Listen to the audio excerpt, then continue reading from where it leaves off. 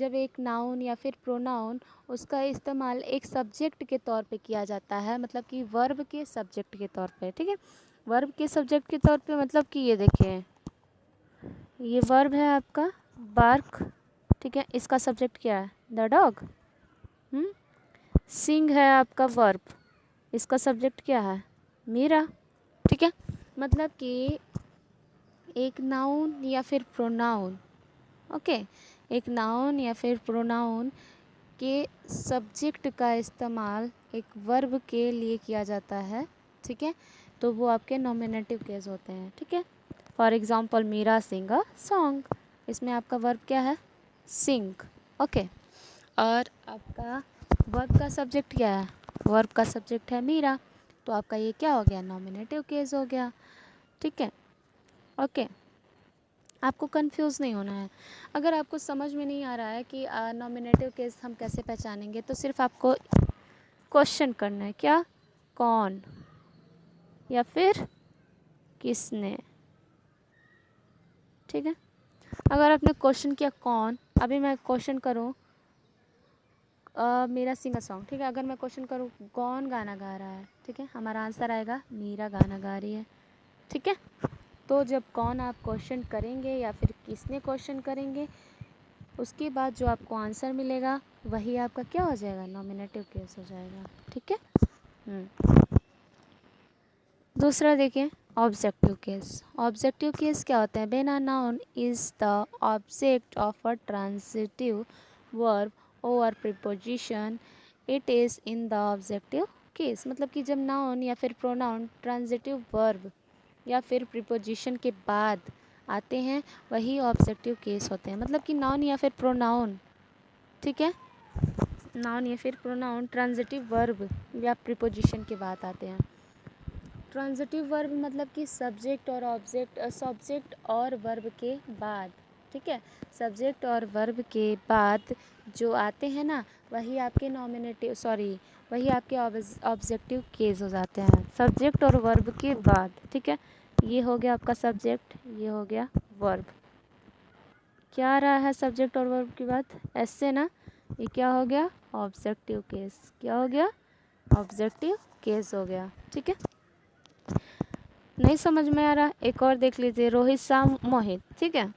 रोहित शाह मोहित, तो रोहित आपका सब्जेक्ट हो गया, वर्ब शाह हो गया, और ये जो आ रहा है यही आपका क्या हो जाएगा? Objective case.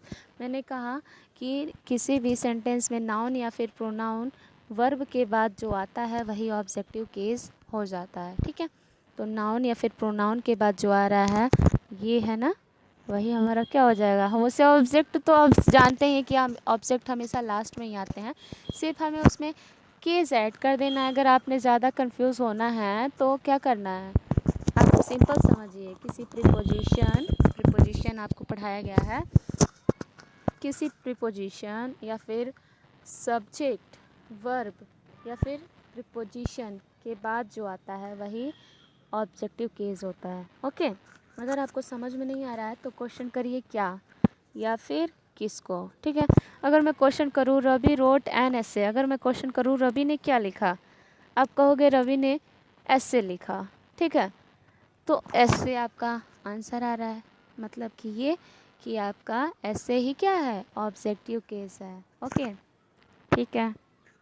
अभी अगर मैं क्वेश्चन करूँ शशि हेल्प लता, तो मैं क्वेश्चन करूँ किसको, शशि ने किसको हेल्प किया या फिर किसका हेल्प किया, तो आपका आंसर क्या आएगा? लता का हेल्प किया।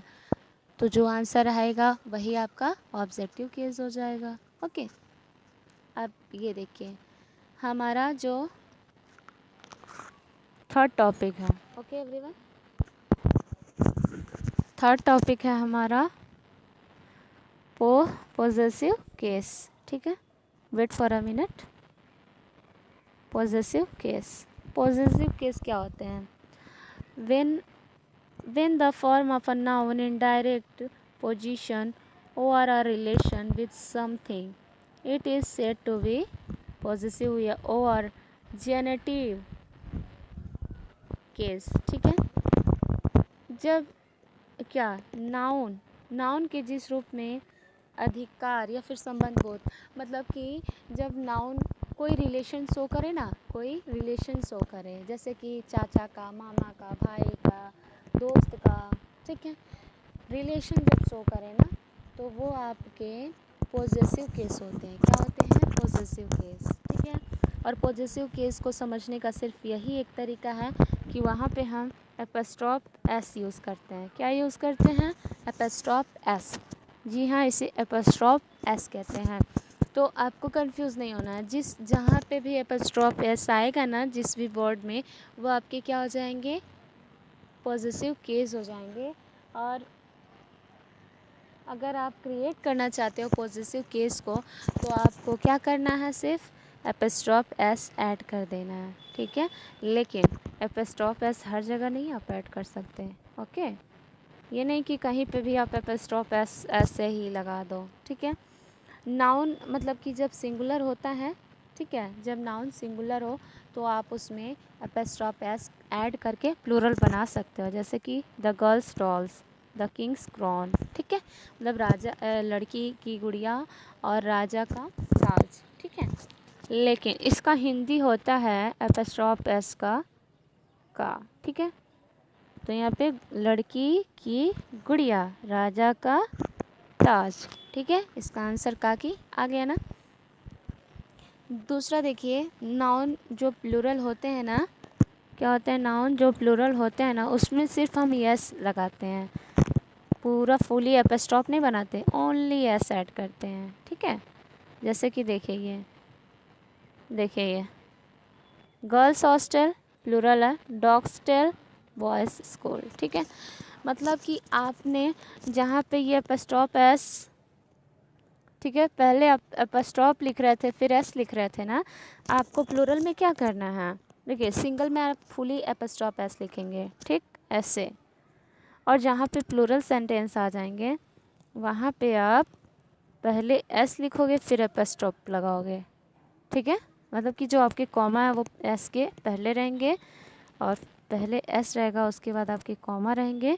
इसका भी हिंदी होगा का या फिर की, लेकिन ये प्लूरल में सिर्फ यूज़ करना है, ये सिंगुलर में यूज़ करना है, ठीक है। जहाँ पे प्लूरल आएंगे वहाँ पे हमने यस उसके बाद कॉमा यूज़ करना है। जहाँ पे आपके सब्जेक्ट सिंगुलर होंगे वहाँ पे आपको फुली एपस्ट्रॉफ यूज़ करना है, ठीक है, ओके।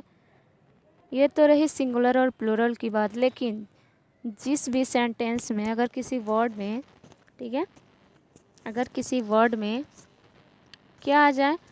नॉन लिविंग थिंग्स, क्या आ जाए? नॉन लिविंग थिंग्स, ठीक है। तो आपने वहाँ पे कोई एपस्ट्रॉफ यूज़ नहीं करना, ठीक है। आपको वहाँ पे पूरा सेंटेंस ही लिखना पड़ेगा, ठीक है। वहाँ पे आपको क्या लिखना पड़ेगा?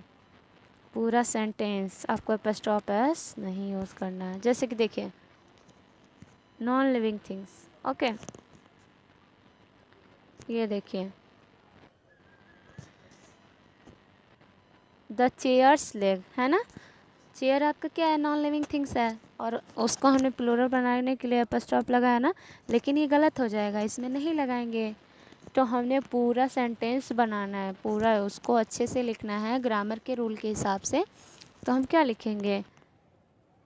लेग ऑफ द चेयर, मतलब कि चेयर के लेग, ठीक है, या फिर चेयर का लेग। तो आप इतना याद रखिए, सिंगुलर में हमें फुली एपस्ट्रॉफ एस ऐड करना है, प्लूरल में हमें एस उसके बाद कॉमा यूज़ करना है रिलेशन बताने के लिए। और अगर कहीं नॉन लिविंग थिंग्स आ जा रहे हैं तो हमें वहाँ पे कोई एपस्ट्रॉफ एस नहीं यूज़ करना, हमें वहाँ पे क्या करना है? वहाँ पे पूरा सेंटेंस लिखना है, ओके एवरीवन, ठीक है। अभी ये देखें, अगर आपके मंथ के नेम, वीक्स के नेम, ईयर्स के नेम कहीं आ जा रहे हैं या फिर डेज़ के नेम आ जा रहे हैं तो आप वहाँ पे एपस्ट्रॉफ एस यूज़ कर सकते हैं, गलत नहीं होगा। जैसे कि अ वीक्स एब्सेंस, ठीक है, 2 माइल्स लेंथ, ओके। ये सारे आपके क्या हैं? डेज़ के नेम हैं, ठीक है। डेज़ के नेम, मंथ्स के नेम, ईयर्स के नेम, ओके। और ये सारे डेज़ वगैरह के जो नेम आते हैं वहाँ पे आप एपस्ट्रॉफ एस यूज़ कर सकते हैं, ठीक है। ये देखिए ऑफ़ का यूज़ ज़्यादातर, कभी कभी ऑफ़ का तो मतलब होता है का, लेकिन ऑफ़ का यूज़ ऑफ का यूज़ किसके लिए? नॉन लिविंग थिंग्स को बताने के लिए हम यूज़ करते हैं। किसको? नॉन लिविंग थिंग्स, मतलब कि वो सारी चीज़ें जिसमें जान ना पाई जाएं, ठीक है, नॉन लिविंग थिंग्स होती हैं, ठीक है। तो हम उसको क्या करते हैं? सेंस देने के लिए ऑफ का यूज़ करते हैं नॉन लिविंग थिंग्स के लिए। ओके एवरीवन, जैसे कि ये देख सकते हैं आप, the window of the room, कमरे की खिड़की। इसका सेंस क्या आया? का आया ना, मैंने कहा कि इसका हिंदी का होता है, ठीक है। तो हम इसको सेंस देने के लिए ऑफ का यूज़ करते हैं। The price of the toy,